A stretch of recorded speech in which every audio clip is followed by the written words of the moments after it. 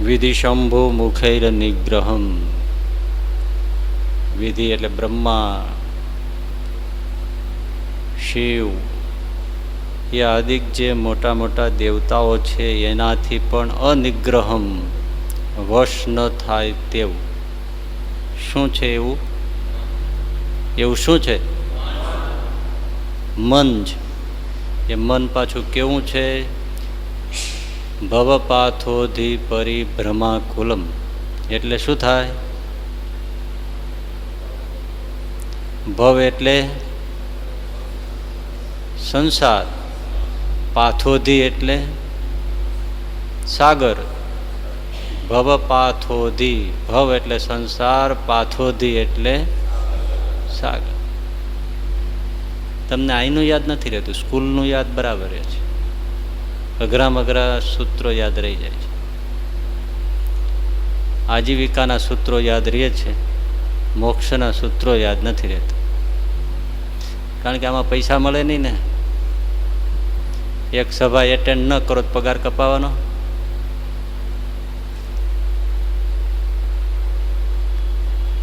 કાંઈ ઘરમાં ખોટ પડવાની, કશું નહીં. કોઈ સજા થાય, કાંઈ ન થાય. આરામ મળે ઉલટા.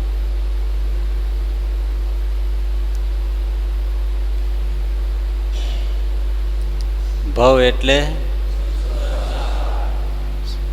પાથોધી એટલે ભવસાગર. એમાં પરિભ્રમાકુલમ, ભ્રમણ કરીને, પરિભ્રમણ કરીને આકુલ થયેલું, વ્યાકુલ થયેલું એવું શું? મન. એ શિવ બ્રહ્માદિક દેવતાઓથી પણ વશ થાય તેવું નથી. એવું વિચારીને, અપિધાર્ય એવું ધારીને નરપ્રભમ ભગવાને મનુષ્ય જેવું શરીર ધારણ કર્યું અને મનુષ્ય જેવા જણાતા એવા સહજાનંદ સ્વામીને હું ભજું છું.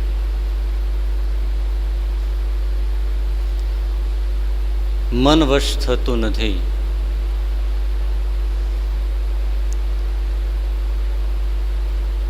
સ્થિર થવું અને વશ થવું એમાં ભેદ છે ને. ગયા વખતે કહ્યું હતું ને, ભેદ છે કે નહીં? સ્થિર તો દુષ્ટને હોય પણ સ્થિર થાય મન. અસુરોને સ્થિર થાય, પાપીને સ્થિર તો થાય.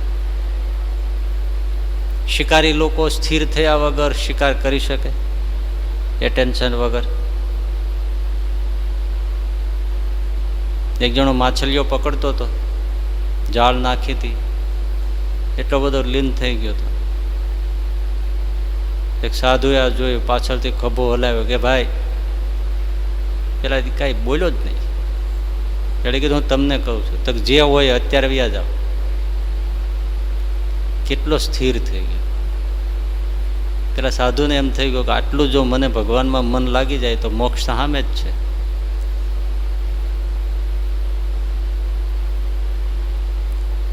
ગણિત જેનો પ્રિય વિષય હોય એ કેવા એમાં એકાગ્ર થઈ જાય. મેથેમેટિક્સમાં કોમ્પ્યુટર પ્રિય હોય, ગેમ્સ રમતા હોય, ખાવાનું ભૂલી જાય કે નહીં. ક્રિકેટની મેચમાં બહુ રસ હોય તો 12માની પરીક્ષા હોય તો જોવા માંડી જાય કે નહીં. બેટિંગ કરતો હોય એ જેટલો એકાગ્ર ન હોય એટલો આ એકાગ્ર થઈ ગયો હોય. બોલરના એક એક સ્ટેપની હારોહાર દોડતો હોય, એ બધું જ ભૂલી જાય છે. એટલે સ્થિર મન તો દુષ્ટને પણ થાય, ભોગીને પણ થાય, સુજ્જન હોય એ નહીં થાય, પણ વશ તો કોઈકને જ થાય. જેને ભગવાનનો આશ્રય હોય, ભગવાનની કૃપા હોય, ભગવાનનું ધ્યાન હોય, ભજન હોય તો મન વશ થાય. અને મન વશ દેવતાઓને નથી થતું. તો મન વશ થયા વગર તો ભગવાનનું સુખ આવે નહીં. એટલે માટે ભગવાને બહુ સરળ રસ્તો મુમુક્ષુઓને આપ્યો, પોતાની મૂર્તિ ધારણ કરીને. અને એ પાછી મૂર્તિ એવી કે મન સ્થિર પણ થાય અને શુદ્ધ પણ થાય. સંસારમાં સ્થિર થઈ જાય, પદાર્થોમાં સ્થિર થઈ જાય. ફિલ્મ જોતા હોય એવું કોઈ દ્રશ્ય આવતું હોય તો સ્થિર થઈ જાય, પણ એ દ્રશ્ય જોઈને કોઈ શુદ્ધ ન થાય.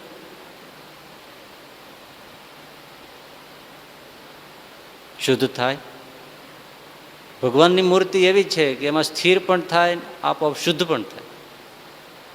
આ રહસ્ય છે. બાકી દુનિયામાં કોઈ એવો પદાર્થ નથી જેમાં મન સ્થિર કરો અને મન શુદ્ધ થઈ જાય. ભગવાનની મૂર્તિ સામે સ્થિર થાય મન કે ન થાય, બસ જોઈએ જ રાખો, જોઈએ જ રાખો, જોઈએ જ રાખો, જોઈએ રાખો, તો સ્થિર પણ થઈ જાય, શુદ્ધ પણ થઈ જાય. મોટા મોટા યોગ ને અષ્ટાંગ યોગ ને હઠ યોગ ને એ બધા જવા દો, સામે ચિત્ર પ્રતિમા ઠાકોરજીની રાખીને બસ જોઈએ જ રાખે, જોઈએ જ રાખે, જોતા જોતા શુદ્ધ થઈ જાય. એવો મૂર્તિનો પ્રતાપ છે. એ નિરાકારવાદીઓને આ લાભ મળતો નથી. ભગવાનને આકાર નથી એમ કહીને મૂર્તિને કાઢી નાખે છે. એને શુદ્ધ પણ પોતે જ કરવાનું, સ્થિર પણ પોતે જ કરવાનું. એટલે બહુ અઘરું છે. એટલે ગીતામાં કહ્યું કે જે અવ્યક્ત સ્વરૂપની ઉપાસના કરે છે બહુ ક્લેશ ભરેલો માર્ગ છે. આધાર શું? કોઈ લુગડું ધોઈ દેનારું નથી. પોતાના હાથે ધોવાનું, હાથે ધોવાનું પાછું કેવું ધોવાનું? પહેરેલું ધોવાનું. હવે આ પહેરેલું અમારું ધોજી ધોયે કાંઈ, તમારું પહેરેલું કેમ ધોવું?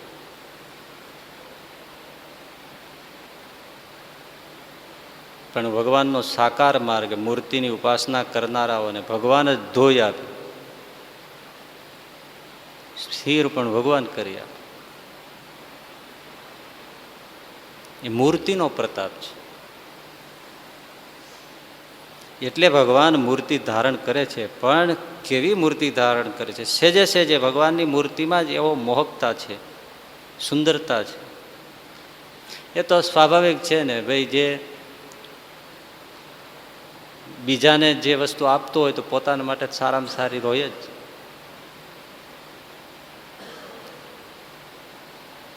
તમે ગરીબોને વસ્ત્રદાન કરતા હો તો તમારી માટે એક બે જોડ તો સારી રાખો જ ને. તમે સારા લુગડા આપીને કે ભિખારી પહેરતા એવા તો ન જ રાખો. તો જે બધાને સુંદરતા આપતો હોય તો એ પોતે તો સુંદર હોય જ. ભગવાનમાં જ એવું છો પાછું. બાકી એને તો સુંદર શિલ્પ મૂર્તિઓ બનાવનારો શિલ્પકાર જોયા જેવો ન હોય.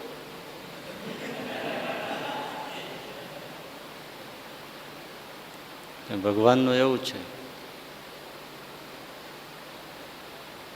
कि तू इतना सुंदर है तो वो कितना सुंदर होगा. ભગવાન સુંદરતાની ખાણ છે. ને પાછા ભગવાન કેવા છે? સુંદર, સહજ સુંદર છે. આના ઉપર તો બહુ જ બધું સમજવા જેવું છે. સહજ સુંદર, કોઈ મેકઅપ ટીપટોપની કાંઈ જરૂર નહીં. સ્વાભાવિક, સ્વાભાવિક સુંદર. સૂતા હોય તોય સુંદર લાગે, સૂતા હોય ઉઠો તોય સુંદર લાગે, સ્નાન કર્યું હોય તોય ભલે, ન કર્યું હોય તોય ભલે, તોય સુંદર લાગે. સહજ સુંદર. અને આપણે જો થોડું મુખ ધોયું ન હોય તો કોઈ સામું જુએ.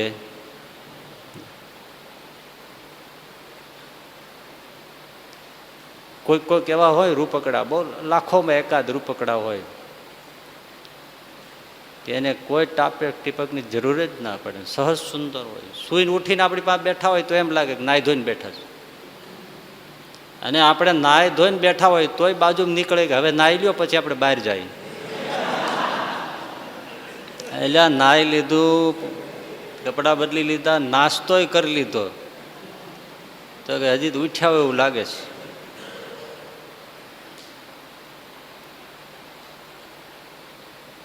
ભગવાન સહજ સુંદર છે. ઘણા એ સહજ સુંદરતા છે ને, એક નાનકડું રૂપકડું બાળક હોય ને એમાં તમને દેખાય.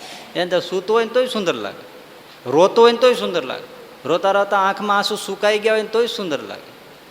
અને આપણે દાંત કાઢીએ તોય 2-3 જણા ભડકી જાય. ઘણા દાંત કાઢે, સોડા બાટલી ફૂટે ને એવી રીતે દાંત કાઢે, બીક લાગે આપણને. ઘણા તો આખું વાઇબ્રેશન થાય, હે ક્યાં અદૃશ્ય થઈ જાય. ઘડીક થાય ખીલી જાય, ઘડીક થાય બંધ થાય.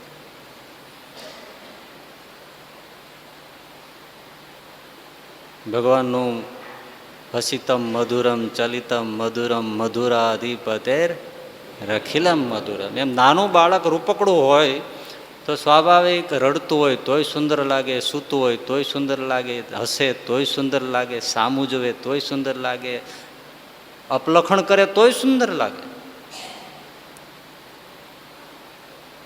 નાહ્યું હોય તોય સુંદર લાગે, કપડાં પહેર્યા હોય તોય સુંદર લાગે, ન પહેર્યા હોય તોય સુંદર લાગે.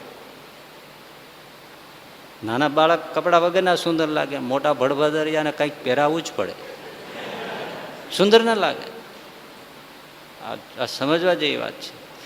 એ સુંદરતાની પાછળનું કારણ મહત્તમ એ છે કે એમાં નિર્દોષતા છે એટલે સુંદર લાગે છે. નિર્દોષતા આપણી મરી જાય છે પછી બધું ઢાંકવું પડે છે, મેકઅપ કરવા પડે છે, એ બધું. બાળક નિર્દોષ છે તો ભગવાન એટલા માટે સહજ સુંદર લાગે છે કારણ કે એ પરમ નિર્દોષ છે એટલે સુંદર લાગે છે.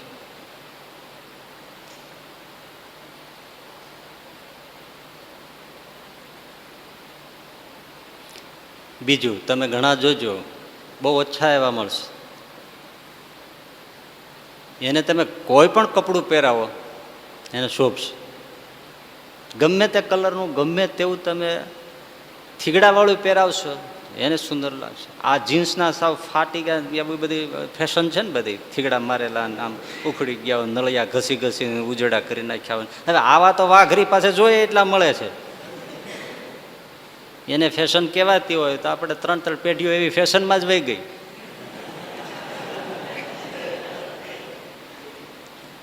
તો અદલા બદલી કરી લ્યો ને છોકરાને હારા તોડો છો.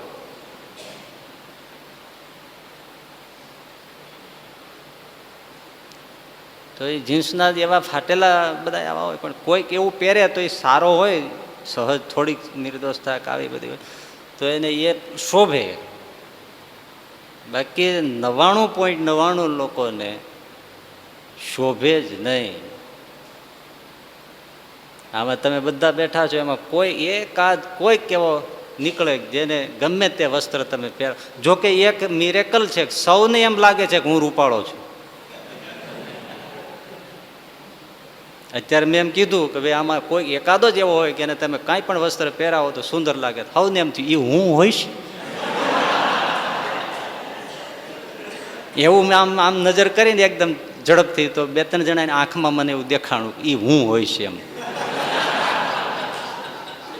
એટલે મેં તરત કહી દીધું તમને. પણ એકાદ એવા હોય જેને કોઈ પણ વસ્ત્ર પહેરાવો સુંદર લાગે. અને અમુક એવા હોય કે એને તમે ગમે તેવા પહેરાવો લુગડા નિહાકા નાખે કે આને પનારે અમે ક્યાં પડ્યા, શોભે જ નહીં.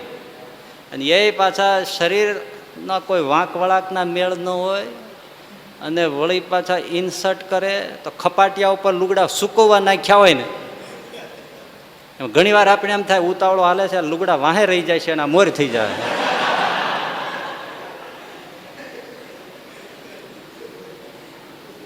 પણ એને જો નાહ્યા પછી તમે જુઓ તો 2 અરીસા આમ ફેરવીને જોતો હોય. આમ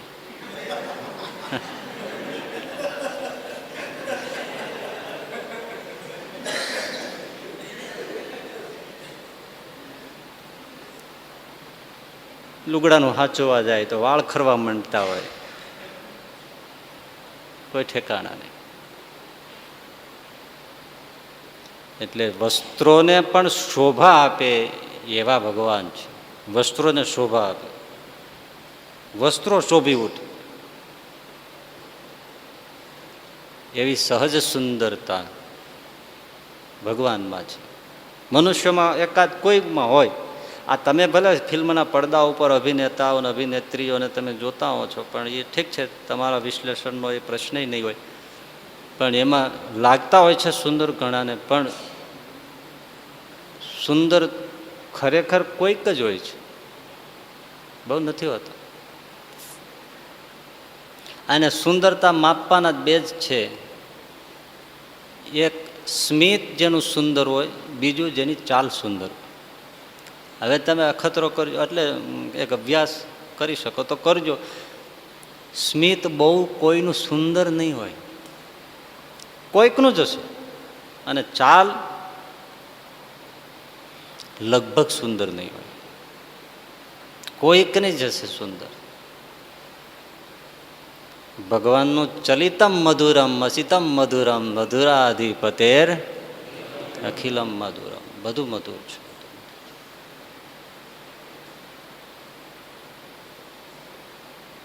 એટલે જ્યારે ભક્તો ભગવાનની મૂર્તિમાં જ્યારે ધ્યાનમાં ખોવાય છે, ત્યારે એક અંગમાં ચોંટ્યા પછી બીજા અંગમાં જઈ નથી શકતા.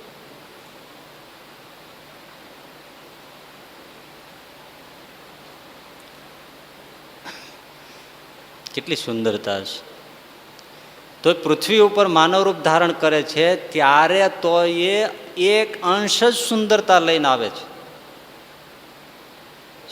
સર્વાંશ સુંદરતા તો લઈને આવતા જ નથી, નહીતર તો કોઈ જીવ પ્રાણી માત્ર કોઈ પ્રવૃત્તિ જ ન કરી શકે.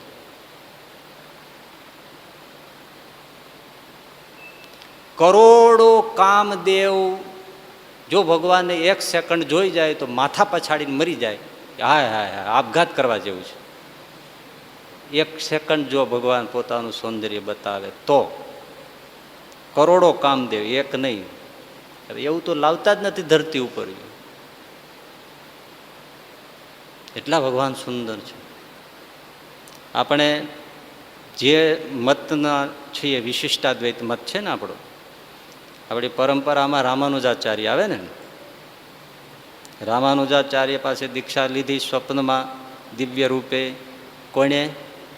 રામાનંદ સ્વામી. રામાનંદ સ્વામી પછી સહજાનંદ સ્વામી, એ પછી આપણે બધા.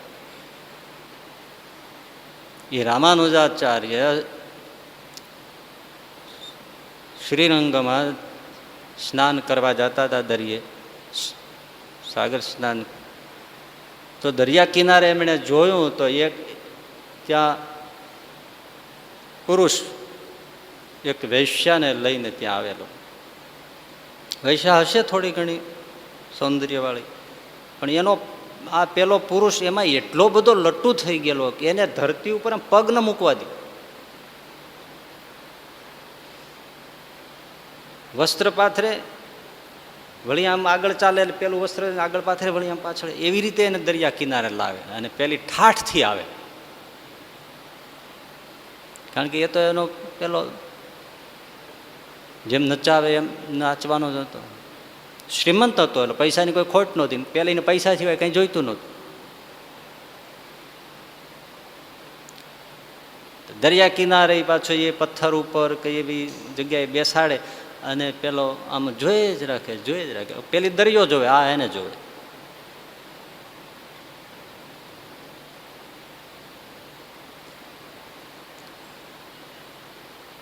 રામાનુજાચાર્ય આ દ્રશ્ય બહુ ઐતિહાસિક બનેલી ઘટના છે. રામાનુજાચાર્ય આ દ્રશ્ય જોયું એટલે એને એમ થઈ ગયું કે ઓહો, આને પકડવા જેવો છે. આ આટલો આમાં જો ભક્તિવાળો છે, જેને ચિત્તને ચોંટવાનો સ્વભાવ. બૈરાઓમાં બહુ આસક્ત હોય, એ ભગવાનમાં આસક્ત થાય ત્યારે એવા જ થાય, અને જેને બૈરામાંય આસક્તિ ન હોય એને ભગવાનમાંય ન થાય.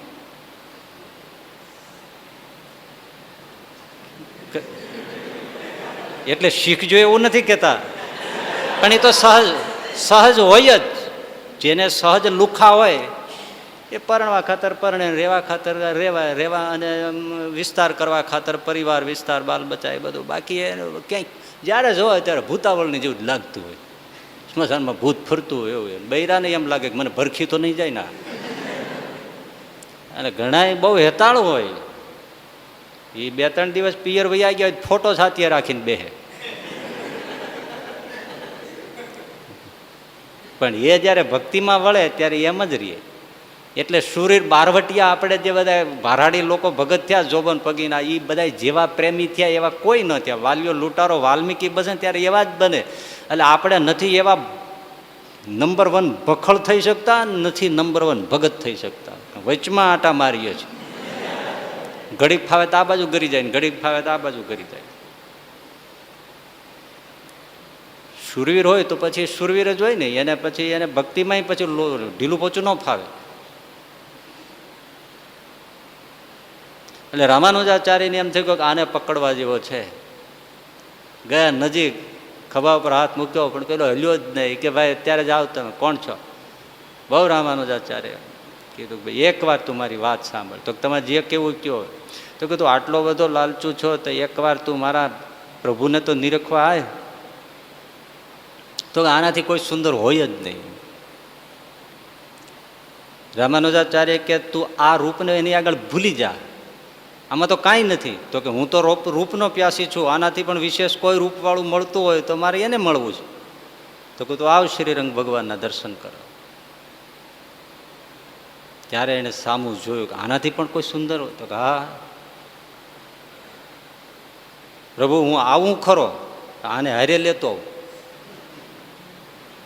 એટલે હું એને, તમે જેને કહો છો એ ઠાકોરજીની બાજુમાં આને ઊભી રાખું, પછી બેયને જોઉં, એમાંથી જો વધારે સુંદર લાગે તો હું ઠાકોરજીને પકડું ને આને મૂકી દઉં.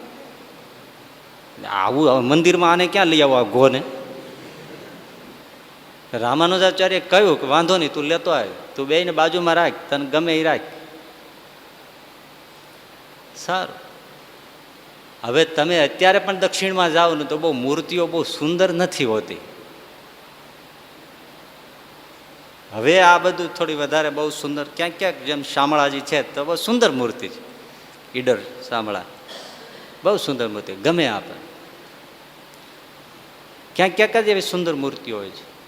અને દક્ષિણમાં તો જવલ્લે જ સુંદર મૂર્તિ નહીં. ઠાકોરજી સુંદર બરાબર છે, પણ મૂર્તિઓની સુંદરતા ઓછી મળે. હવે શ્રીરંગ ભગવાન તો જે હોય એ જોઈ. એમાં આપણને ઘણી વાર એમ થાય કે આ જો તમે ગરડા ગોપીનાથજી મહારાજના દર્શન કરવા જાઓ તો મૂર્તિને થોડું મર્દન કરવામાં આવે એવા પદાર્થોથી. તો કેવી ચમકતી મૂર્તિ, આમ પ્રકાશની સામે ચાંદુડિયા પાડતી હોય એવી લાગે ને. એવી શ્યામ મૂર્તિઓ ઘણી જગ્યાએ મંદિરોમાં આપણામાં જ છે, પણ કોઈ દિવસ એવા તેલ મર્દન કરીને આમ કરવું તેવું કંઈ કરે જ નહીં કાંઈ. એટલે મૂર્તિઓ ઝાંખી લાગે. નહીંતર એક જ હાથ આમ ફેરવવાનો હોય, કેટલી સુંદરતા આવી જાય.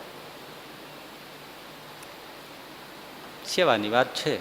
ગોપીનાથજી જ્યારે જોયે ત્યારે એવરગ્રીન.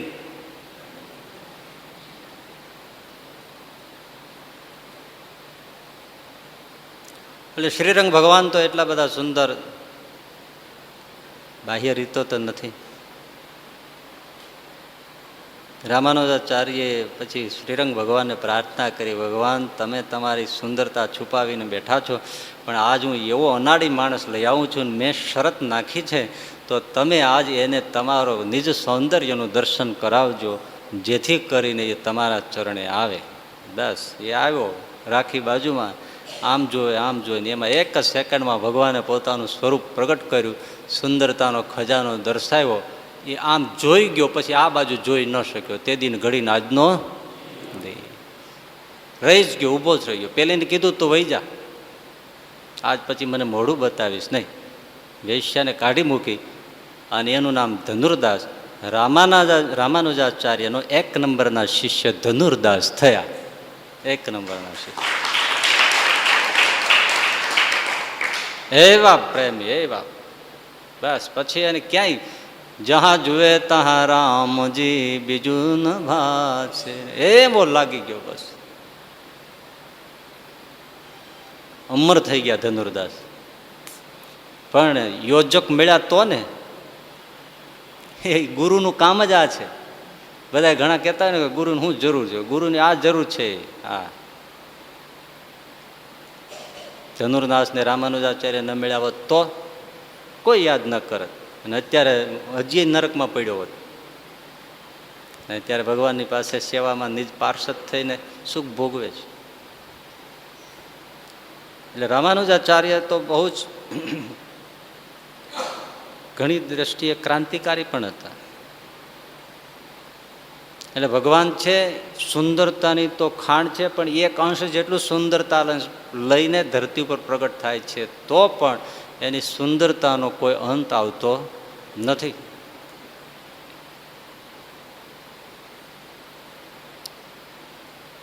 આપણે કવિશ્વર દલપતરામ 7 વર્ષની ઉંમરે એમના મામાની સાથે ગઢપુરમાં ભગવાન સ્વામિનારાયણના દર્શન કરવા આવ્યા હતા.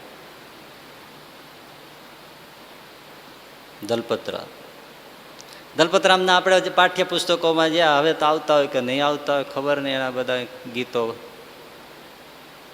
એનો ફોટો આવતો, પેઇન્ટિંગ કરેલો, પેલો ચિતરેલો, પણ કપાળમાં તિલક ચાંદલો એ હોય જ દલપતરામ. કેટલાય કવિઓ આપણે જોયા, પણ દલપતરામનો ફોટો તિલક ચાંદલા સાથે જ પુસ્તકોમાં છપાતો, ને હજી જ્યાં ક્યાંય છપાય તિલક ચાંદલા સાથે જ છપાય.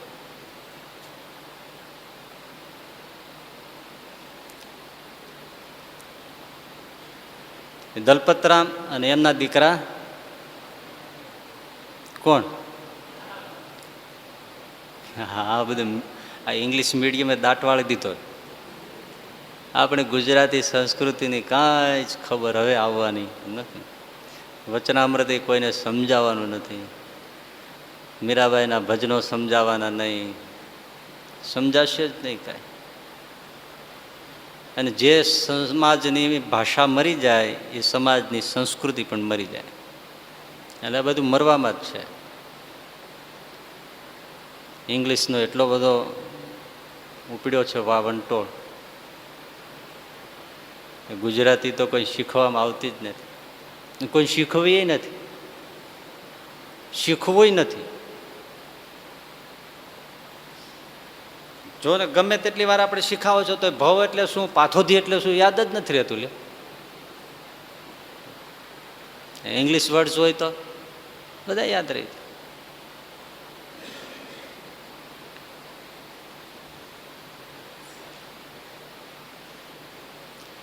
તો દલપતરામ એમના દીકરા કવિ મહાકવિ નાનાલાલ, બાપ દીકરો બેય, પણ કેવા કવિ! બાપ અને દીકરાએ બંને થઈને ગુજરાત અને ગુજરાતી સાહિત્યની 125 વર્ષ સુધી સેવા કરી. જય સ્વામિનારાયણ સંપ્રદાય.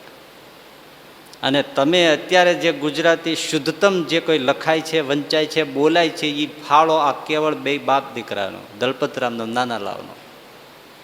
દલપતરામે બહુ ગુજરાતીને શુદ્ધ કરી, વ્યાકરણબદ્ધ બહુ જહેમત ઉઠાવી.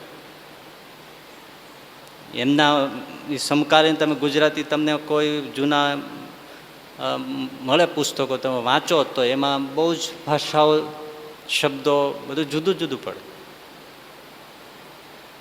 આજે પણ અમુક મહેન્દ્ર મેઘાણી કે એવા કોઈ છે તો એ જૂના એવા બધા જોડણી ને એવું બધું લખવાનો આગ્રહ રાખે છે, ને આવું બધું 2-3 પ્રકારો એમાં ચાલે. એક બાજુ ગુજરાતી મરવામાં છે, બીજી બાજુ એ લોકો એનું જૂનું હંધાડિયું રાખવામાં તૈયાર છે, ત્રીજી બાજુ ઘણા લોકો હાવ રાષ્ટ્રીયકરણ કરી નાખવા માંગે છે. દીર્ઘઈ ને દીર્ઘઈ ને આ બધું કાઢી, રસવઈ દીર્ઘઈ કાઢી નાખો, સરળ કરી નાખો તો ભાષા ટકે, નહીં તો લોકોને નહીં આવડે ને આમને એવું બધું ઘણું બધું છે.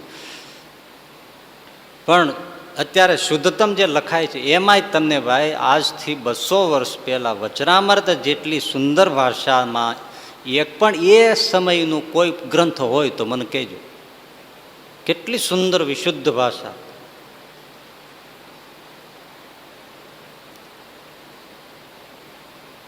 દલપતરામે બહુ જ ગુજરાતી ભાષાને સમૃદ્ધ કરી અને શુદ્ધ કરી. અને કેવી સંસ્કારની, કેવી બધી કવિતાઓ, મર્યાદા, સંસ્કાર, ભારતીય સંસ્કૃતિનું એવું સુંદર બધું નિરૂપણ, ખૂબ સાહિત્ય આપ્યું. અને ત્યારના બધા માસિકો ચાલતા અને છાપાઓ અને એમાં છપાતી એક સંસ્કારનો પ્રચાર અદ્ભુત.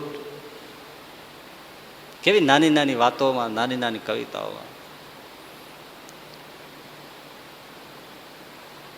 દલપતરામનો એક જ તમે જુઓ, કેવું સરસ ઉપદેશ તો અઢળક.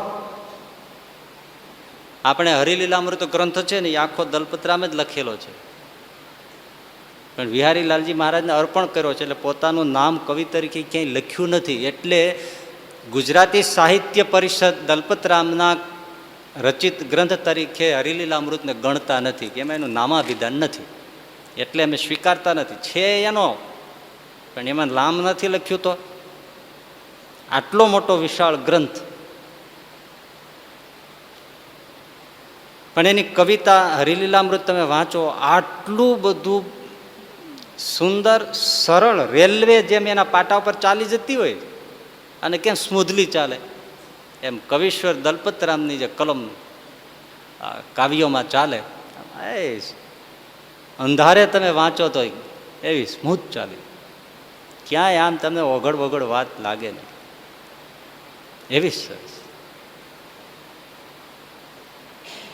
એ તો તમે વાંચો હરિલીલામૃત ને એવું બધું હોય તો જોજો, અદ્ભુત. પણ એક કવિ તમે આ બધું છે ને, જો ગુણ અવગુણની વાત હોય, પણ દલપતરામે રજૂ કેવી કરી, એવી રીતે કેડેથી ડોસી નમેલી છે એની કવિત લખેલું છે. ઘણા એવા લખ્યા છે, એને કોઈ વાત નહીં. માખીના બે બચ્ચાની વાતો લખી, કેટલું લખ્યું છે. સોનાના સજૈયાથી હજામ કે હું અસ્ત્રો દાઢી કર્યું, આ બધી ઘણી એવા ઉપદેશની એવી વાતો કરી છે દલપતરામ. પણ આજે ભણવામાંથી નીકળી ગયો ને, હવે તો આજે આવે નહીં. દલપતરામ લખે છે, ઊંટ કહે આ સમામાં વાંકા અંગ વાળા, ભૂંડા ભૂતળમાં પશુઓ ને પક્ષીઓ અપાર છે. ઊંટ કહે આ સમામાં વાંકા અંગ વાળા, ભૂંડા ભૂતળમાં પશુઓ ને પક્ષીઓ અપાર છે. બગલાની ડોક વાકી, પોપટની ચાંચ વાકી, કૂતરાની પૂંછડીનો વાકો વિસ્તાર છે. વારણની તો સૂંઢ વાંકી, વારણ એટલે હાથી, વારણની તો સૂંઢ વાંકી, વાઘના છે નખ વાંકા, ભેંસને તે શિર વાંકા શિંગડાનો ભાર છે. સાંભળીને શિયાળ બોલ્યું દાખે દલપતરામ, અન્યનું તો એક વાંકું પણ આપના તો 18 છે. અન્યનું તો એક વાંકું પણ આપના તો 18 છે. ઊંટભાઈ, શિયાળ પછી દાંત કાઢીને બોલ્યો કે તમે આ બધાને કહો આની ડોક વાંકી, આની ચાંચ વાંકી, આના નોર વાંકે, આની પૂંછડી વાંકી, પણ એ બધાનું એક એક વાંકું છે, પણ આપના તો 18 વાંકા છે. વાંક જોનારાની આ કેવી ટકોર છે. તમે બીજાના વાંક જોવો છો, પણ તમે 18 ગણા વાંકથી ભરેલા છો. આનાથી કેટલી હૈયત લાગી જાય એવી વાત. આવી સરસ એવી બાપ દીકરા એ બધી જે ગુજરાતી સાહિત્યની સેવા કરી. એટલે એક તો કવિ છે, એની પાસે દ્રષ્ટિ છે, પણ 7 વર્ષની ઉંમરમાં તો બધું ન હોય ને, પણ છતાંય પ્રતિભા હોય. 7 વર્ષની ઉંમરે ગઢડા આવ્યા છે મામાની સાથે, દાદાના દરબારમાં બધા સંતો અને ભક્તો ચોકમાં દાદાના દરબારમાં લીંબ વૃક્ષની આસપાસ બધા રાહ જોવે છે. ધીમે ધીમે ઢોલ નગારા શરણાઈ વાગે છે. પૂછ્યું કે શું છે, તો કે શ્રીજી મહારાજ બહાર ગામથી પધારે છે, અહીંયા હાજર નથી, આવે છે, એટલે અમે એમનું સ્વાગત કરવા માટે પ્રતીક્ષામાં ઊભા છીએ. દલપતરામ જોવે છે આ બધું. આ એનું પહેલું ને છેલ્લું સહજાનંદ સ્વામીનું દર્શન છે. 7 વર્ષની ઉંમર, કુતૂહલ છે. એના મામા તો સત્સંગી હતા.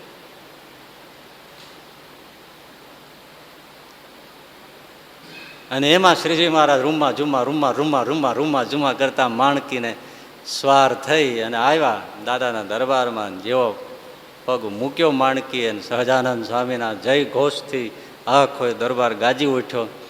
બધાએ નાચવા માંડ્યા, શ્રીજી મહારાજનો આવકારો કર્યો. લીંબ વૃક્ષના ઓટલા ઉપર મહારાજે એક પગ મૂક્યો, બીજો પગ માણકી ઉપરથી ઉઠાવ્યો, નીચે ઉતર્યા અને માણકીની સરક લઈ અને નાજા જોગ્યાને એમ કહ્યું કે લ્યો હવે આ માણકીને લઈ જાઓ. એ આમ જે લટકું કર્યું, કવિ નાના લખે છે કે મારા બાપે 7 વર્ષની ઉંમરે એ સહજાનંદ સ્વામીને દર્શન કર્યું હતું, લટકું જોયું હતું. એ 70 વર્ષ થયા તો એને એવું ને એવું લટકું દેખાતું હતું. એ સહજાનંદ સ્વામી કેટલા સુંદર હશે. નાનાલાલ કહે છે કે મારા બાપ એ લટકું ભૂલી શક્યા નહોતા. 70 વર્ષે એને એમ જ લટકું દેખાતું. કેટલું હવે એક ક્ષણ જ આમ એને આવી સુંદરતાની ખાણ છે. પણ એ ભગવાનનું લટકું જીવને સ્થિર પણ કરે ને શુદ્ધ પણ કરે. અને ભગવાનનું લટકું રહી જાય, જીવ શુદ્ધ થઈ જાય. એ જ મૂર્તિનો પ્રભાવ. કારણ કે ભગવાન કેવા છે? શોભા સાગર શ્યામ તમારી મૂરતે. એના કરતા તમે જુઓ, એક આના ઉપર ગીત જ છે, એક કીર્તન જ છે. વાલા મારી શુદ્ધ બોધ તે હરી લીધી. શુદ્ધ બુદ્ધ હરી લીધી, શાન ભાન હરી લીધી. વાલા મારી શુદ્ધ બોધ તે. આ અનુભવ વગર તો શબ્દો નહીં આવ્યા. શુદ્ધ બુદ્ધ શાન ભાન મને હાવ ગુમાવી દીધું, ભાન હરી લીધું, સાવ ખબર જ નથી. વાલા મારી શુદ્ધ બોધ તે. આ કડીઓ, આ કીર્તનો એમને આપણે ગગડાવે જતા હોય એટલે આમાં શું કીધું છે ને એ અટકતા નથી હોતા. આ રોજ ગાતા હોય પણ કે વાલા મારી શુદ્ધ બોધ તે. અરે આમાં શું કહે છે? શુદ્ધ બુદ્ધ બધું ભૂલાવી દીધું. કેવી હશે એ મૂર્તિ કે વાલા મારી શુદ્ધ બોધ તે.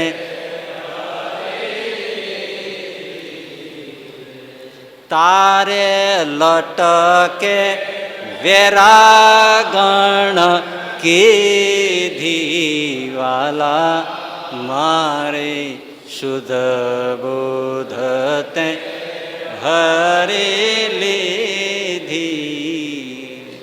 તારે લટકે વેરાગણ કીધી. મને વેરાગ આવી ગયો આખા સંસારમાં. જોગી થઈ ગયા, સંસાર ઉતરી ગયો, ખાલી લટકાય. બોલો છે ને, ભગવાનની મૂર્તિ જ શુદ્ધ કરે અને સ્થિર કરે મનને. પછી હવે તમે ગાતા નહીં. ભાલે આડ કેસર કેરી ભાળી રે. આડ આમ કરે ને, ચંદન આમ ચર્ચે ને, એ કેસરની આડ કહેવાય. જોજો શું કહે છે બ્રહ્માનંદ સ્વામી. હા, ભાલે આડ દેખાય છે ને, કેસર કેરી ભાળી રે. રેખું 3 ઉપડતી રૂપાળી રે. ભાલમાં રેખા પડતી હોય ને, બધાને ન પડે, કોઈ કોઈક નથી પડે. હા, એમ મારે 3 પડે છે. જો 1 2 3. રેખું 3 દેખાય છે. રેખું 3 ઉપડતી રૂપાળી રે. ચંદનની આડ ઊભી, રેખા આડી, તો શું થાય છે કે જાણે મન પકડાની છે જાળી. વાલા મારી શુદ્ધ બોધ તે હરી લીધી. માછલા પકડવાની જેમ જાળ હોય એમાં મન પકડવાની જાળી છે. આ બધું અનુભવ બોલે છે બ્રહ્માનંદ સ્વામી. કારણ કે ભગવાન શોભા સાગર શ્યામ તમારી મૂર્તિ યારી. એ ભાઈ, તમે અકબરનો ઇતિહાસ જાણો છો કે એના દરબારમાં કેટલા રત્નો હતા? કેટલા? 9 રત્નો હતા. બિરબલ ને તાનસેન ને ટોડરમલ ને અબુલ ફજલ ને આ બધા. હે, જો કે એ તમને કંઈ હવે ખબર હશે. એ ખાલી બિરબલને ઓળખતા હશો, એના તુક્કા આવે એટલે. હે, એટલે એ અત્યારે જે બિરબલને નામે આવતું હોય, બિરબલને ઉપર મોકલો તો એ કે મેં આવું કાંઈ કીધું નથી ભાઈ. મારે નામે બધું ચાલતું છે એવું લાગે. આ બધા નવરત્નો હતા અકબરના દરબારમાં. પણ ભાઈ મારે તમને એ કહેવું છે કે એ તો જુદી જુદી ફેકલ્ટીના એક એક રત્ન હતા, પણ સહજાનંદ સ્વામીનો દરબાર ભરાતો ત્યારે એક એક ફેકલ્ટીમાં નવ નવ રત્નો હતા. એક એક ફેકલ્ટી. એ જયારે સહજાનંદી દરબાર ભરાતો ત્યારે નૃત્યમાં, ચિત્રમાં, સંગીતમાં, શિલ્પમાં, સ્થાપત્યમાં, શૌર્યમાં, વૈરાગ્યમાં, જ્ઞાનમાં એક એક ફેકલ્ટીમાં નવ નવ રત્નો શું, ઘણામાં તો 90 રત્નો છે. એ કેવો દરબાર શોભતો છે. અકબરના દરબારમાંથી એક તાનસેન હતો. સહજાનંદ સ્વામીનો દરબાર ભરાતો ત્યારે કેટલાક કવિઓ, એ મુક્તાનંદ સ્વામી, એ બ્રહ્માનંદ સ્વામી, એ દેવાનંદ સ્વામી, એ નિષ્કોળાનંદ સ્વામી, એ ભૂમાનંદ સ્વામી, એ દયાનંદ સ્વામી, અવિનાશાનંદ સ્વામી, મંજુકેશાનંદ સ્વામી, અવિનાશાનંદ સ્વામી, કૃષ્ણાનંદ સ્વામી, જયરામ બ્રહ્મચારી, પ્રેમાનંદ સ્વામી, કેટલા હતા હજી આપણે ભૂલી જાય છે ને આમાં. અને એ મુક્તાનંદ સ્વામી, એને શરીર કોમળ, થોડીક શારીરિક તકલીફ, પણ હાથમાં કડતાલ લઈને ઊભા થાય. કેવી નિપુણતા! તાલ વાગે, મૃદંગ વાગે, ઝાંઝ વાગે, કીર્તન ગાય, પોતે હાથે કીર્તાલ વગાડે, એક પગથી નૃત્ય કરે અને બીજા ચરણના અંગૂઠાથી કુમકુમ ભરેલી થાળીમાં અંગૂઠો બોળે અને ધરતી ઉપર સરસ મજાનું હાથીનું ચિત્ર દોરી દેતા એ મુક્તાનંદ સ્વામી હતા. નાચતા જાય, કીર્તન કરતા જાય, સહજાનંદ સ્વામીની સામે જોતા જાય, દર્શન કરતા જાય, કીર્તન કરતા જાય, તાલની સાથે નાચે અને અંગૂઠો ચરણનો એ કુમકુમની થાળીમાં બોલતા જાય અને હાથીનું ચિત્ર એવું ઓબેહૂબ હાથીનું ચિત્ર દોરી દે. જો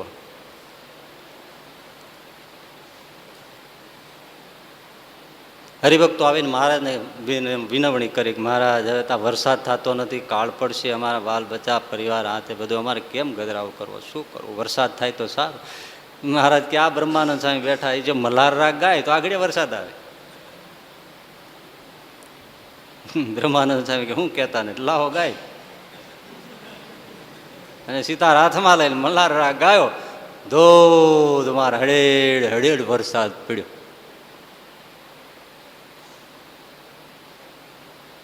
ગ્વાલિયરના સંગીતકારો આવ્યા કે સહજાનંદ સ્વામી પાસે બહુ મોટા મોટા ગાયકો ને એવું છે તો આપણે એનું પાણી માપવું. પહેલાં તો બધી એવી રીતે આવતા જ ને, બધા સરસાઈ માટે કોમ્પિટિશન થતી,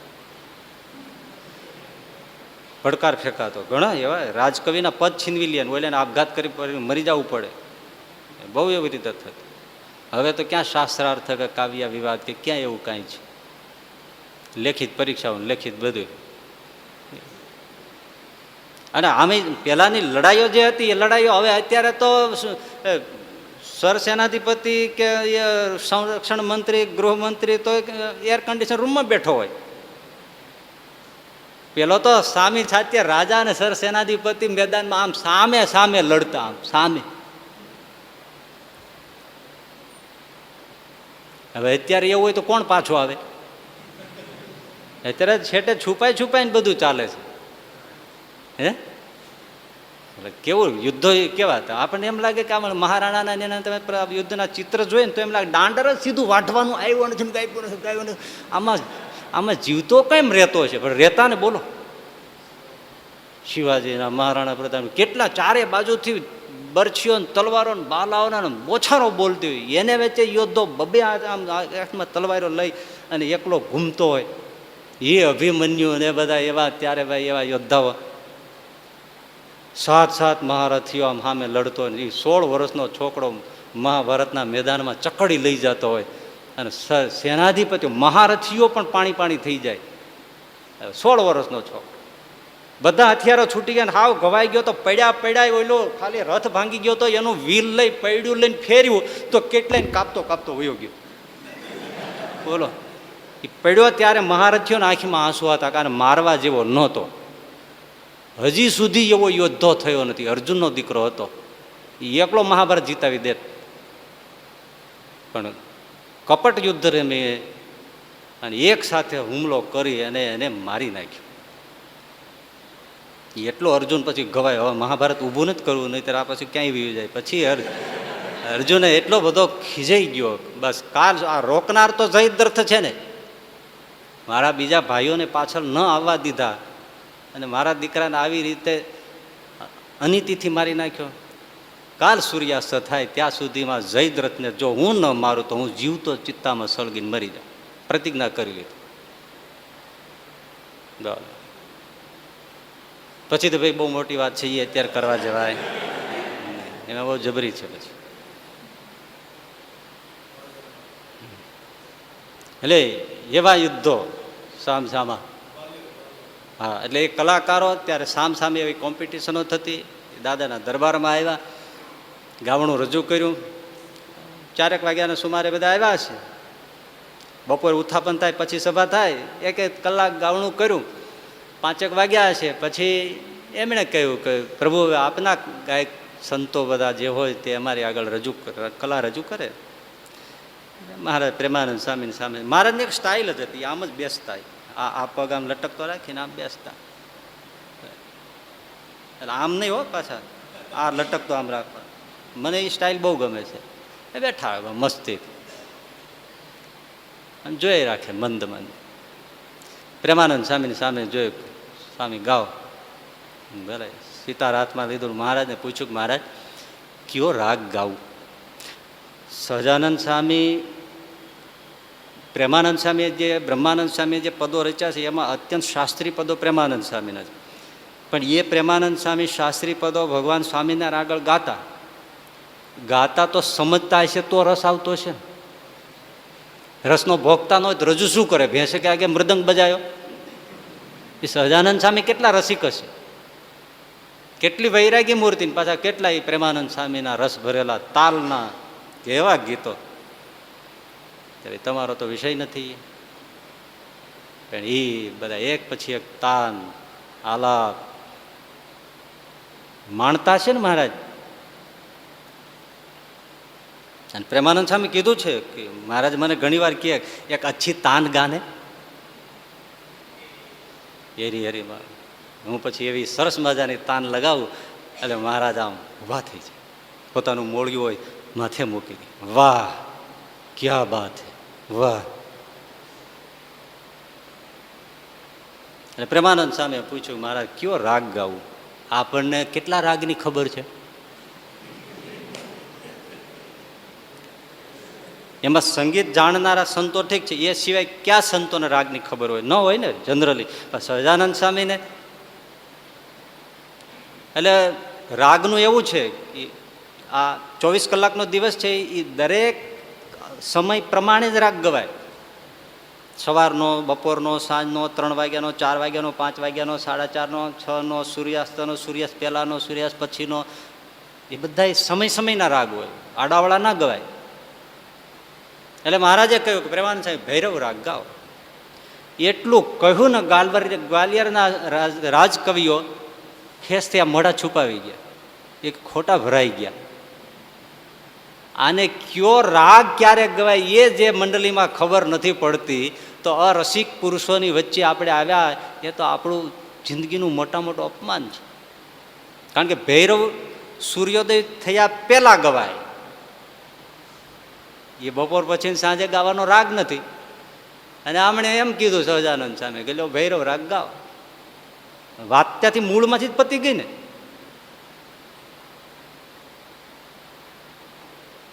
એટલે તો ગ્વાલિયરના ગાયકોને થઈ ગયું કે ઠીક છે બેસો.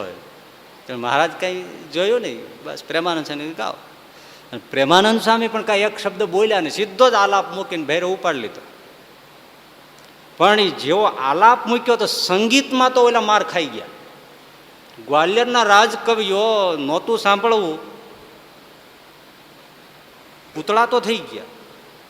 એ કે કંઠમાં તો કામણ છે, અને કામણ આપણા જેવું નથી, કંઈક દિવ્ય છે. એટલે સાંભળવામાં તો મજબૂર થઈ ગયા. દુશ્મનાવટ હોય તો જાય ક્યાં? મુસલમાન અરે વેર હોય, પણ મુસલમાન ગાયક રફી ગાતો હોય તો તમે જાઓ ક્યાં?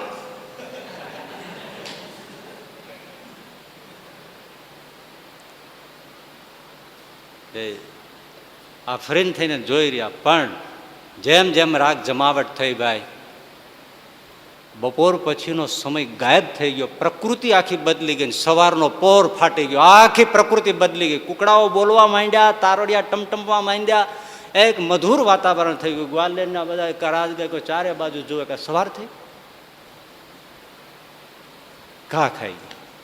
અને જેવો ધીમે ધીમે સમાપન કર્યું તો પાછો 5, 5:30 વાગ્યાનો સમય પાછો પ્રગટ થઈ ગયો. ઊભા થઈને મહારાજના ચરણમાં ગ્વાલિયરના રાજ દરબારની કવિઓએ, ગાયકોએ પોતાની પાઘડીઓ મૂકીને હાર કબૂલી લીધી કે મહારાજ આજ હમને નુરાની સંગીત સુના. મહારાજ પણ એના ઉપર બહુ રાજી થયા. પછી એમનું પણ ગાવણું સાંભળ્યું, એમને પણ ખુશ કર્યા, એમને પાગ આપી, એમને વસ્ત્રો આપ્યા, અલંકારો આપ્યા, ભેટ સોગાદો આપી. પણ જ્યાં જાય ત્યાં ગાયકો પછી એમ જ કહો, એની બંદીશો ગાયા પછી એમ કે હમારા ગાયન તો કુછ ભી નહીં હે, સુનના હો તો સહજાનંદ સ્વામી કે પાસ જાઓ.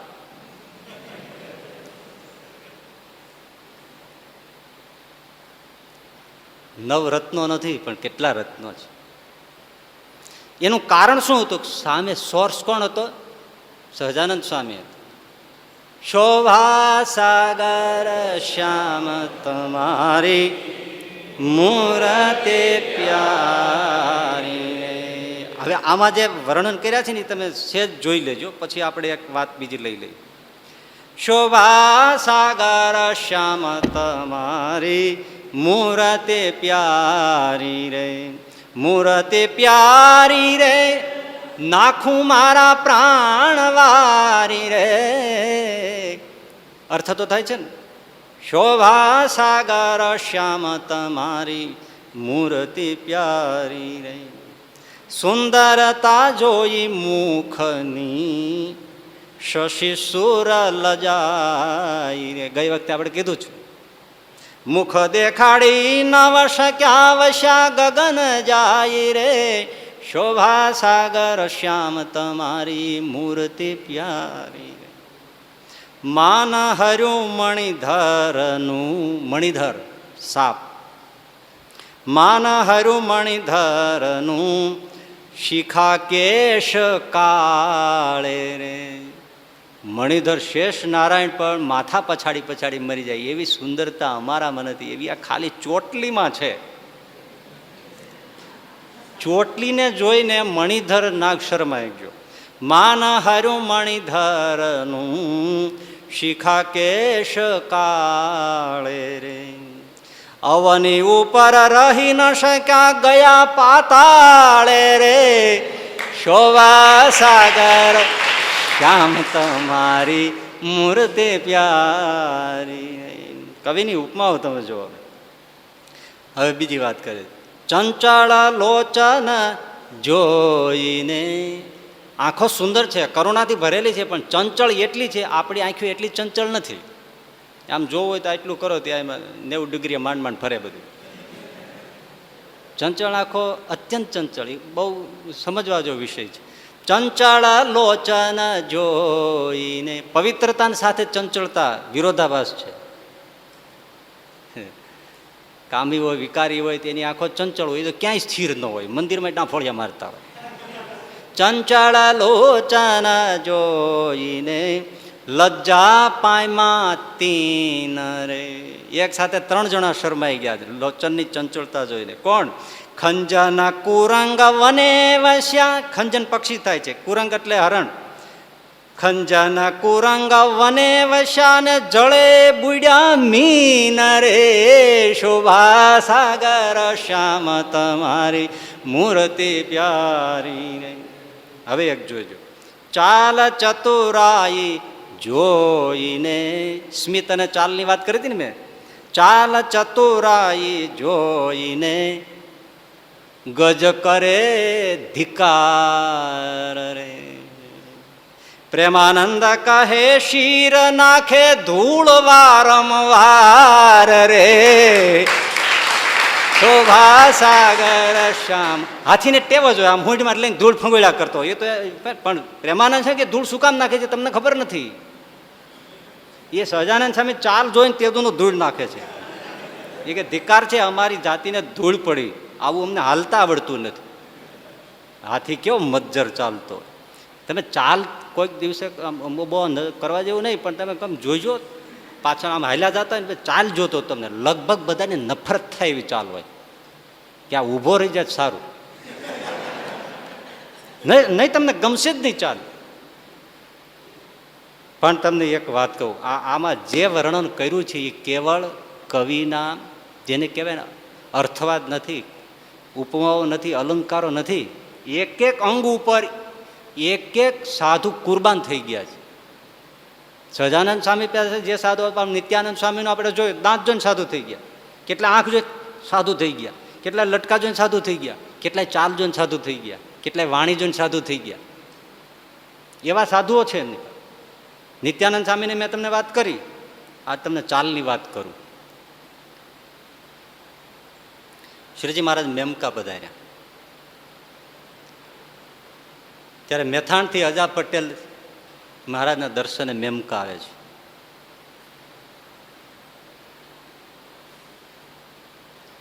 અજા પટેલ મેથાણના આગેવાન,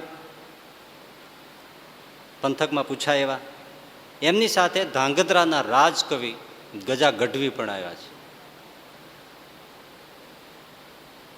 ગજા ગઢવી ધાંગધ્રાના રાજકવિ, હેબતપુર એનું જન્મસ્થાન, તાલુકદાર, તાલુકાનો વહીવટ સંભાળે, ગિરાસદાર, 65% સુખી, રાજમાં આબરૂ, સમાજમાં પ્રતિષ્ઠા અને ધાંગધ્રાના માનીતા રાજકવિ. અને એ જમાનાના રાજકવિઓ પણ રાજવંશી પોશાક પહેરતા. એવો સરસ મોટો 1.5 હાથનો લાંબો સાફો હોય, એમાં સુવર્ણની કલંગીઓ હોય, 10 આંગળીઓ સુવર્ણના વેઢ વીંટીઓ પહેરી હોય, સોનાની મુઠ્ઠીવાળી લાકડીઓ હોય, સરસ મજાની નંગ જડેલી મોજડીઓ હોય, 56 ઇંચ લાંબા મોટા કોટ હોય અને સરસ મજાના વળ ચડાવી દીધા સુરવાળ હોય અને એમાં કડલા કાંબી ગડલા પહેર્યા હોય. હૈયા ઉપર તો 5-5 કિલોના સોનાના હાર રહી ગયા હોય, એટલું તો સોનું, કેડે એવા કંદોરા અને સુવર્ણના બટન ભીડ્યા હોય, અહીંયા ગળા સુધી લઈ લીધા હોય સુવર્ણના. એવી સરસ મજાની અદાના રાજકવિઓ એ જમાનામાં હતા. અત્યારે કેવા હોય, એક આડું મફલર ને હાથમાં એક થેલો, એ કવિનો પરિચય પેલો.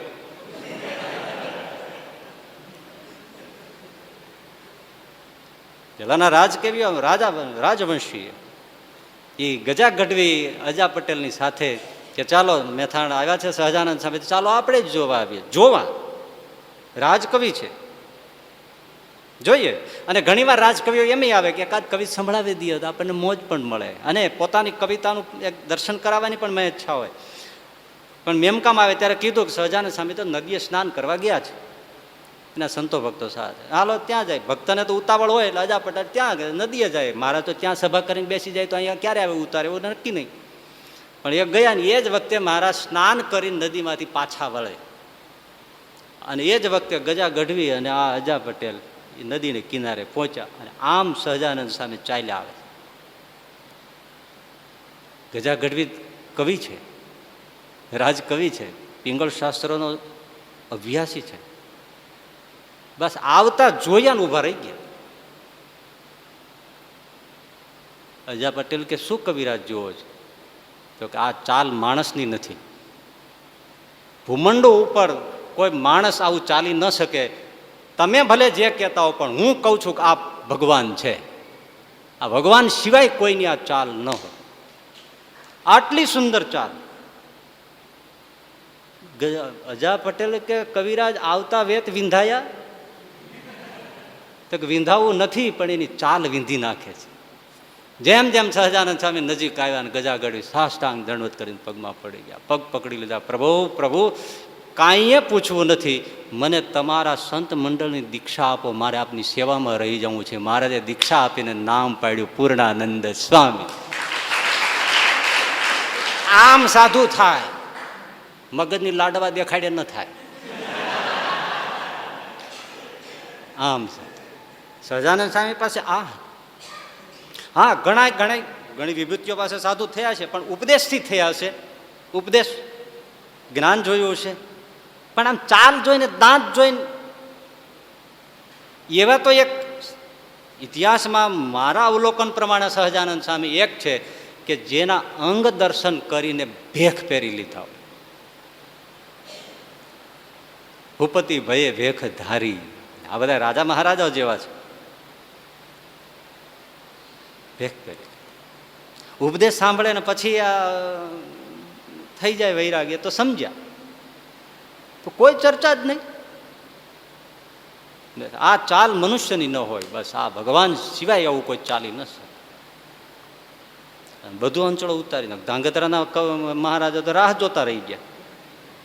બહુ પછી એમણે કહેણ મોકલ્યો, તમે આવી જાઓ કવિરાજ, આ તમે ભૂલ કરી દીધી. તો કે મહારાજ, પરાત્પર અનંત કોટી બ્રહ્માંડનો ધણી એનું જ્યારે મને શરણું મળ્યું ને એની સાથે રહેવાનું મળ્યું, ત્યારે મારા ક્યાં ભવના પાપ પ્રગટ્યા કે હવે હું તમારી જેવા તેવાની હું તમારી ખુશામત કરું. બસ રહી ગયા. પણ એક વાત હજી કેવી છે, ગરવીલા બહુ અમુક સ્વાભાવિક પ્રકૃતિ હોય ને. પછી મહારાજ તો સ્વધામ પધાર્યા અને અહીંયા અમદાવાદ દેશમાં રહીએ જે એકદમ ગરવીલા શેષુદ, જે આટલા બધા એ નિર્ણાયક પળમાં જીવતા હોય. આપણે તો સાધુ થવું હોય તો પેલા 10 ને પૂછીએ કે તમારું શું કેવું થાય છે. એમાં 9 જણા મળે કે રેવા દેને, જવા જેવું નથી. તો કે સારું રાખી દઈ ચાલો. અને આ ઘરે પૂછતા નથી, ખબર મોકલતા નથી, કોઈની સાથે ડિસ્કશન કરતા નથી. જે રાજકવિ છે તો મહારાજાને કેણ મોકલું, કશું જ નહીં, ત્યાં ઉતારીને ફેંકી દેવું. અને વૈરાગી થવા તો આવ્યા નહોતા, વૈરાગી હતાય નહીં, ભોગી હતા. કેટલો નિર્ણાયક પળ કહેવાય એના માટે. અને કેવો ડિસિઝન પાવર એ શેષુદ્ધ જ હોય ને, એ દાંડા જેવા તો હોય નહીં. સંગીતકાર મોઝાર્ટ થયો, નામ સાંભળ્યું હોય તો, વિદેશની અંદર મોઝાર્ટ સંગીતકાર થયો. એ 10 વર્ષની ઉંમરે સરસ મજાની સંગીતની બંદીશો બનાવતા, તરજો બનાવતા. 10 વર્ષની ઉંમરે વર્લ્ડ ફેમસ સંગીતકાર. 10 વર્ષની ઉંમરે મોટા મોટા કલાકારો ન બનાવી શકે એવી તરજો એ મોઝાર્ટ બનાવતો. એમની પાસે વર્ષો પછી એક યુવાન આવ્યો, 20 વર્ષ 20-25 વર્ષની ઉંમર છે.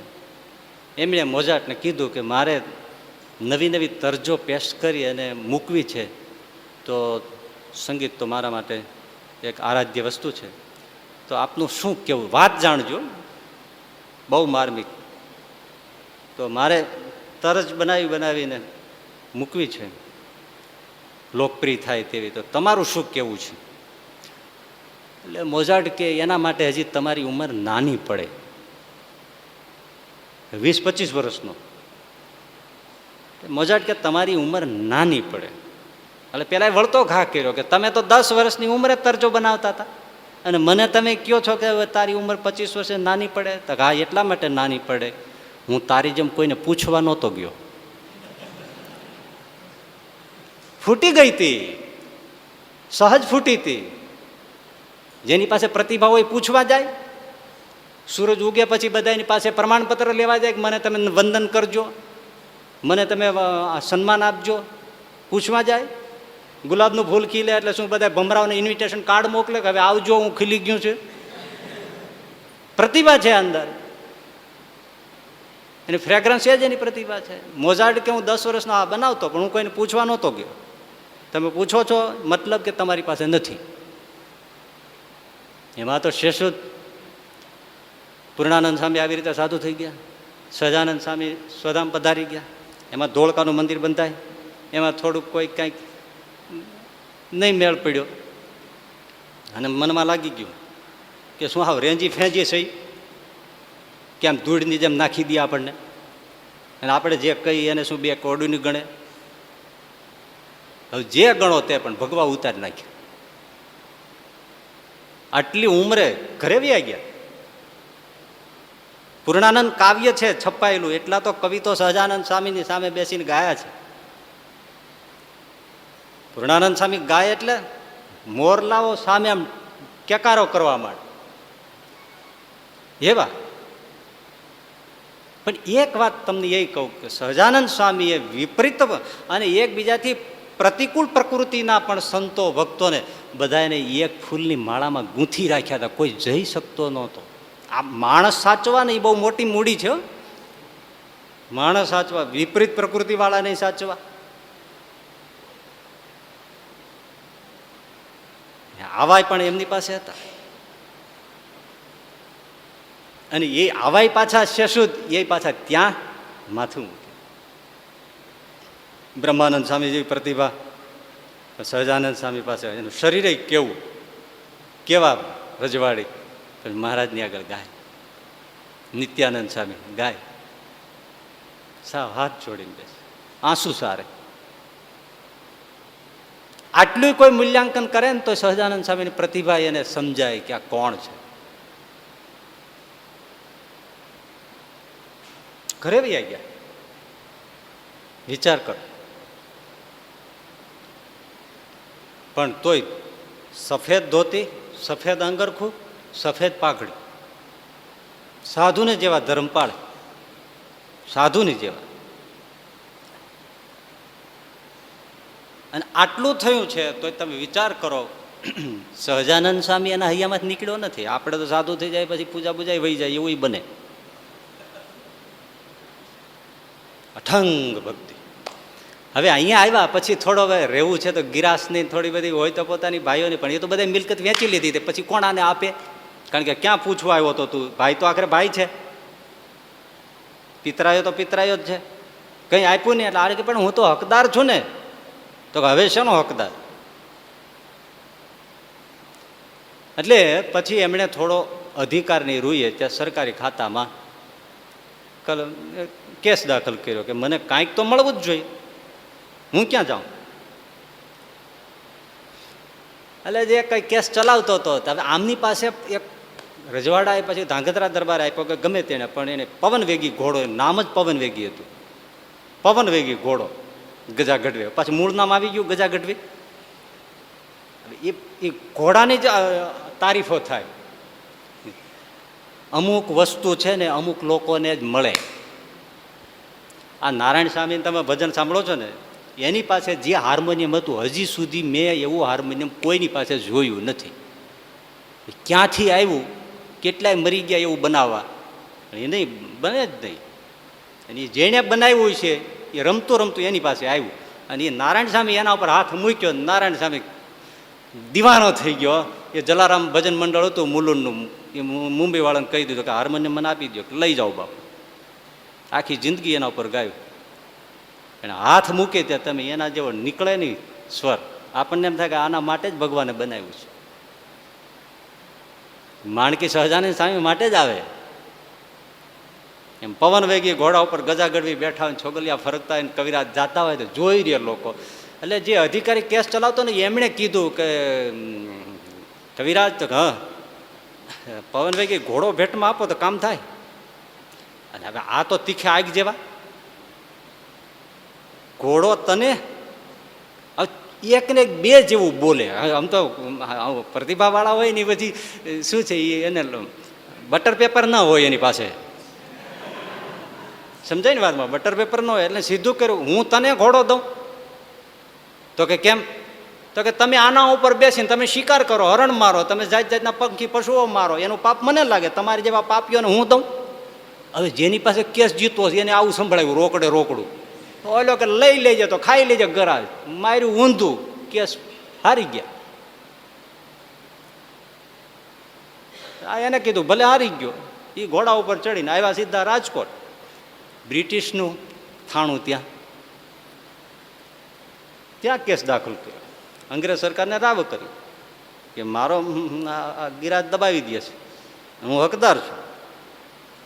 હવે કેસ તો બધું એવું છે ને, બધી સંભળાય આ સંભળાય. તો પછી કવિરાજને એમ થયું કે ત્યાંથી દોડા દોડી કરીને ધક્કા ખાવા, એટલે ત્યાં એક આજી ડેમને આજુબાજુ ક્યાંક હશે, આજી નદીને કિનારે એક નાનીકડી ઝૂંપડી જેવું રાખી અને ત્યાં રહે ને પછી રાજના ધક્કા ખાય. પણ હવે જોવાની વાત છે, એ રાતનો ગજર ભાંગે, આજે નદીનો કિનારો, બાજુમાં ખળખળ પાણી વહેતા જતા હોય, સિતાર લઈ અને ગજા ગઢવી પછી કીર્તનો ઉપાડે. ઈન મોહનાન મેરો મન હરલીનો, મન હરલીનો માય મન હરલીનો, ઈન મોહનાન મેરો મન હરલીનો. ચાલે ચટકંતી ચાલ, જો આવ્યું પાછું, ચાલે ચટકંતી ચાલ, બાંધે શીર ફેટો લાલ. સહજાનંદ સ્વામી હૈયામાં ઘરી કેવો ગયો છે એ તો જુઓ. કઈ ખાવા નથી રહ્યું, પીવા નથી રહ્યું, ગિરાસ નથી રહ્યો, નાજીના તટમાં અડધી રાતે ભાંગ્યા ગજરમાં એક સીતા લઈને બેઠા છે. ચાલે ચટકંતી ચાલ, બાંધે શીર ફેટો લાલ. એનો ફેટો સાંભળે છે, એની ચાલ સાંભળે છે. જો જો ભક્તિ તો આમ હોય.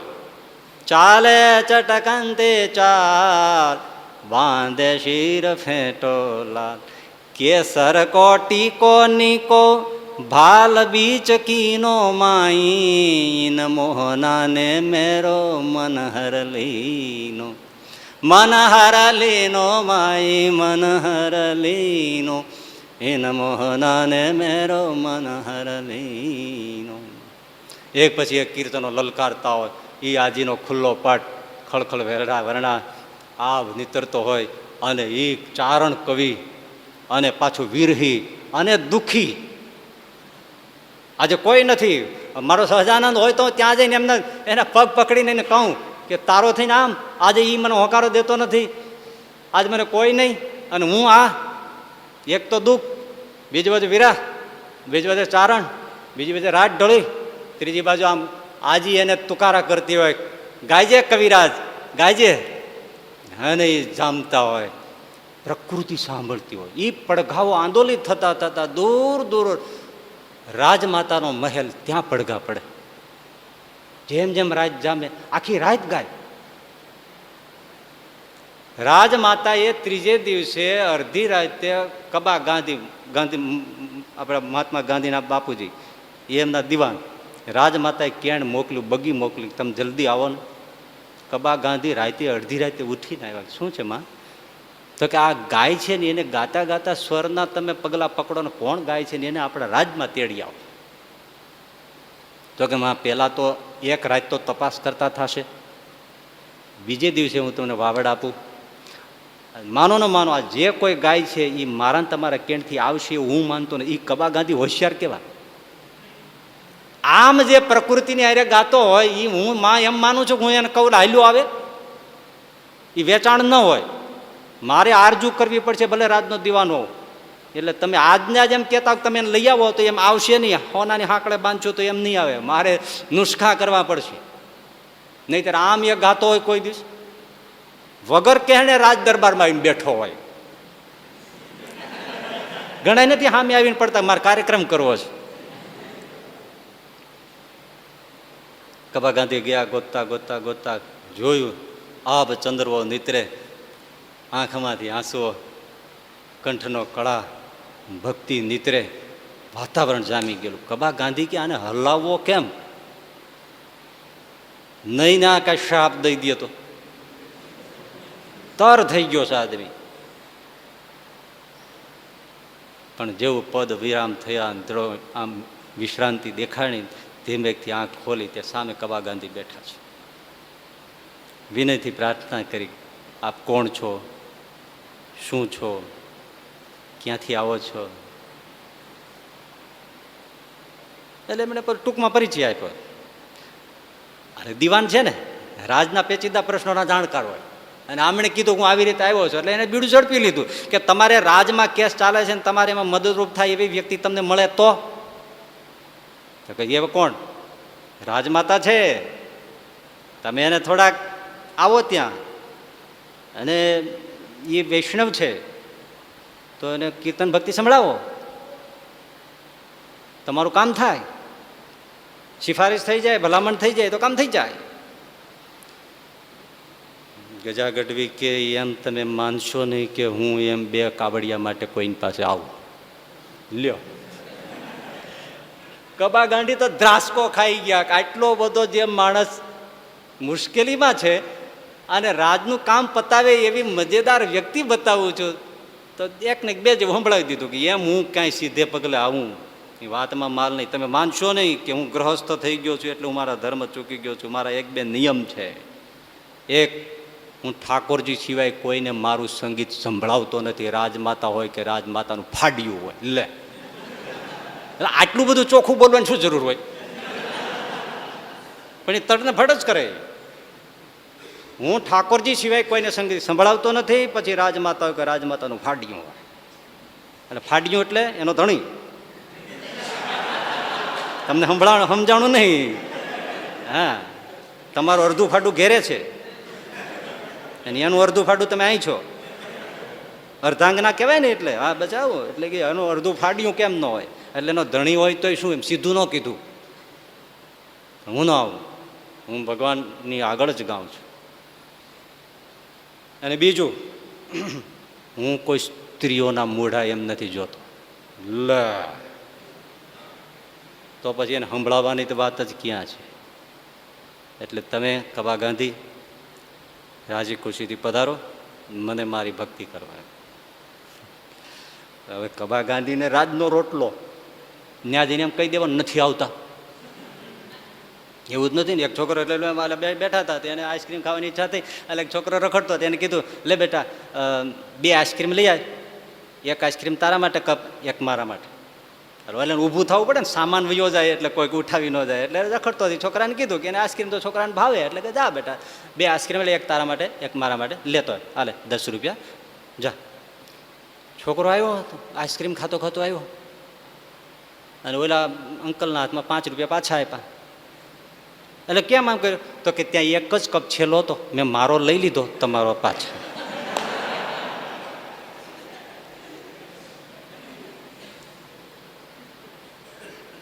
એટલે કબા ગાંધીએ કીધું કે વાત તો તમારી બરાબર છે, તમારી નેકી ટેકી હોય, પણ ત્યાં હવેલી છે, તમે હવેલીમાં ભગવાન શ્રી કૃષ્ણની આગળ ન ગાઓ? હા, તો જરૂર ગાઓ. હવેલી હોય તો હું ગાઉં, હું ઠાકોરજી આગળ ગાઉં. પણ કોઈ ઓરત રાજમાતા હોય તો મારી સામે આવીને બેસશે તો હું નહીં ગાઉં. પછી તમે કહેતા નહીં અપમાન થઈ ગયું. તો કે ના, અમે આડા પડદા નાખી દઈએ, અને પડદાની પાછળ એ લોકો બધા રાજઘરાનાના માણસો બૈરાઓ બધા બેસે અને સાંભળે, તો મને વાંધો નથી, મને દેખાવા ન જોઈએ. આટલા તો કડક, કઈ વાંધો નહીં. એ હવેલી ખુલ્લી મુકાઈ, બીજે દિવસે આવ્યા, પડદા નખાણા, રાજમાતાને બધા પડદાની પાછળ બેઠા, ગજા ગઢવી આવ્યા, સિતાર લીધી હાથમાં, ભગવાન શ્રી કૃષ્ણ સામે બિરાજે છે, અને પદ ઉપાડ્યું. હવે રાજમાતાને એમ કે હમણાં કૃષ્ણ ભક્તિના પદો ગાશે અને અમે સાંભળશું, પણ અહીંયા તો ગળા સુધી સહજાનંદ ભરાણો હતો, અને ઉપાડ્યું. સહજાનંદ સ્વામી રે ન પ્રગટત આસમે, એ તો પ્રાણી કોઈ પામત નહીં ભવ પાર રે. મતિયાને પાખંડી રે, તોપના ગોળા જેવા શબ્દો આવે. મતિયાને પાખંડી રે, શબ્દ કેરી જાળ મારે. અરે બાંધી બાંધી બોળત જીવ અપાર રે. સહજાનંદ સ્વામી રે ન પ્રગટત આ સમે. હવે પ્રવાહ એવો ચાલતો તો વચમાં અટકાવવાની કોઈની તાકાત નહોતી. એક પદ, બીજું પદ, ત્રીજું પદ, આમ બધા ચાલતા ગયા. જ્યારે એમણે 64 પૂરી થાય, 4 પદની 64, મોટે ભાગે તમે કીર્તનો જોવો છો ને 4 હોય, એ ભજનમાં ભજનની દુનિયામાં 64 હોય, એ 64 આખી જ ગવાય.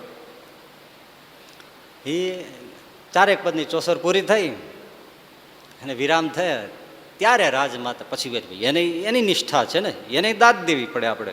એટલે એને એવી રીતે કીધું હોત તો વાંધો નહોતું કે ભાઈ આપણે એને ઈષ્ટની ગાય છે, અમારે કૃષ્ણને સાંભળવાની ઈચ્છા છે, પણ એ થોડું જુદી રીતે બોલ્યા, કપાળ ઘૂંટીને કે અરે કબા ગાંધી તો હા, એ આને ગાયને તો એનું જ ગાયું ને, અને આને વહમું લાગ્યું. ગજા ગઢવી ઊભા થઈ ગયા અને મળ્યા પોતાના ગાલ ઉપર ધડાધડ્યો, પોતાના જ ગાલ ઉપર લાફા માંડ્યા બાર. હે ગઢવા, હે ગજા, અરે ભૂલ્યો મૂર્ખ મનવા ભૂલ્યો, અહીંયા તું ક્યાં આવ્યો? આ રાજ ગજાનામાં તારે આવવાની જરૂર હતી? તારા બાપનું, તારા ઈષ્ટનું આમ અપમાન કરે, ચાલ પેટ ન ભરાય તો ફોડી નાખજે, પણ આવવાની ત્યાં તારે ચાપલુસી ન કરાય. હાલતા નીકળી ગયા. કબા ગાંઠી રાજમાતા જોઈ રહ્યા, નીકળી ગયા. કબા ગાંઠી પાછળ પાછળ આવ્યા તોય અને પગે લાગ્યા કે વાહ ગઢવી, કે આવી મુશ્કેલીના સમયમાં કોઈ કામ આવે એવા હોય તોય તમે ઝૂકતા નથી અને સહજાનંદ સ્વામી બીજા એ સિવાય તમારું કંઈ શરણ નથી લેતા. તમારી ભક્તિને હું વંદન કરું છું અને પ્રણામ કરું છું. રાજમાતાને માઠું લાગ્યું છે, જે હોય લાગ્યું તે, પણ તમારી નિષ્ઠા અને તમારી શુર્યતા અને તમારી નેકી ટેકી તમારી ટેક અને આવી મરદાય એને હું વંદન કરું છું. જાઓ ખુશેથી બાપરો. હવે આ ગજા ગઢવી કેવી રીતે સહજાનંદ સ્વામી ભરાણા છે. અણુ ઓછા થતા નથી. હવે એમને પછી તો ઘણી બધી વાત છે, પછીને ગિરાસ મળે છે, સુખેથી રહે છે, બધું મળી જાય છે. એને રાજકાજમાં બધું થઈ જ જાય છે, મળી જાય છે બધું. રાત પડી છે, હવે તો અવસ્થા થઈ છે, ઢોલિયો ઢાળીને સૂતા છે ફળિયાના ચોકમાં. એમ અવકાશમાંથી એકદમ પ્રકાશ ફેલાણો અને ગોપાળાનંદ સ્વામી, ગુણાતીતાનંદ સ્વામી, આ બ્રહ્માનંદ સ્વામી આમ નીચે ઉતર્યા. બ્રહ્માનંદ સ્વામી, ગોપાળાનંદ સ્વામી આવ્યા એટલે કવિરાજ બેઠા થઈ ગયા. એકદમ દંડોત મીંડા કરવા. ગોપાળાનંદ સ્વામી, બ્રહ્માનંદ સ્વામી આવે, બે એના ગુરુજન, એકદમ દંડોત કરવા માંડ્યા. અરે મહારાજ બહુ દયા કરી, બહુ દર્શન દીધા. તો કે ગજા ગઢવી, તો કે હા મહારાજે અમને તેડવા મોકલ્યા છે ને તમારું આયુષ્ય પૂરું થાય છે, ચાલો. ગજા ગઢવી પાછા ઢોલીએ બેસી ગયા. ઓઈલાને ચોખ્ખું સંભળાવે એવું થોડું છે, આને ચોખ્ખું સંભળાવે અને સહજાનંદ સ્વામીને ચોખ્ખું સંભળાવે. ઢોલિયા પાછા બેસી ગયા. એ કે સ્વામી તો આપને પ્રણામ.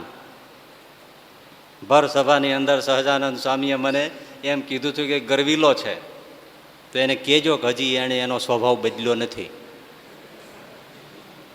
મને એણે એવું કીધું છે, એ માની છે આવો છે, જેવો છે એવો હું છું, પણ એનો છું. તમે તેડવા આવ્યા છો એમ હું નહીં આવું. એ જ્યારે આવશે ત્યારે આ માની ગજા ગઢવી એમની સાથે આવશે, જ્યાં કહી દો.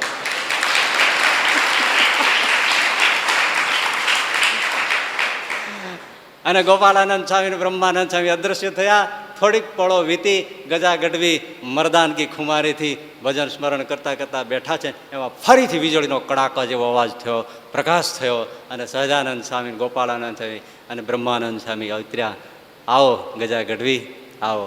હાલો મહારાજ, હું તૈયાર છું. જય સ્વામિનારાયણ કંઈ દેહ મૂકી અને અક્ષરવાસી થઈ ગયા.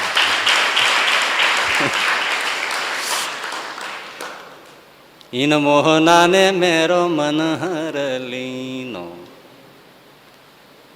આ સહજાનંદ સ્વામીની વિભૂતિ છે. એક એક ચાલમાં, એક એક રોમમાં સૌંદર્ય ભર્યું છે. એની ચાલ જોઈને, આંખ જોઈને, એનું હસવું જોઈને, એની વાણી જોઈને કેટલાય સાધુઓ થઈ ગયા, કેટલાય ઘરબાર મૂકી અને ભગવાનની પાછળ ફરતા થઈ ગયા. પણ મન સ્થિર થઈ જાય છે અને સાથે શુદ્ધ થઈ જાય છે. એ જે દેવતાઓ નથી કરી શક્યા, ઋષિમુનિઓ નથી કરી શક્યા, આ મૂર્તિ એ કરી આપે છે. એ જોવાનું જે બાકી છે. હજી તો આપણે માધુરીની વાત કરી છે, પણ દેવતાઓ માર ખાઈ જાય છે, ઋષિઓ માર ખાઈ જાય છે, પણ સહજાનંદ સ્વામીનું અમૃત સામે બેસીને જેણે પીધું હતું એ કેમ માર ન ખાઈ ગઈ. મૂર્તિની મોહકતા છે, એમાં કાંઈક ભર્યું છે. એ જે ભર્યું છે એ વાતો આ વખતે આપણે લઈશું. અહીંયા આટલું પૂરું રાખીએ. બોલો સહજાનંદ સ્વામી મહારાજ.